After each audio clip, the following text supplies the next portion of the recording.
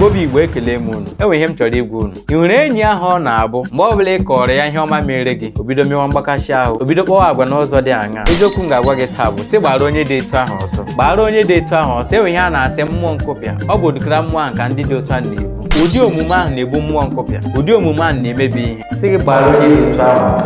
Ma m gwakwa gị ihe niile o, mana eziokwu ka m ga-agwa gị. Aka ilu anaghị atọ ụtọ, eziokwu na-elukwa ilu. Uche gị dịkwa ya. Were okwu a kpọrọ ihe taa. Onye ahụ bụ ụdịkara agwa ahụ sị gbara onye dị etu ahụ ọsọ.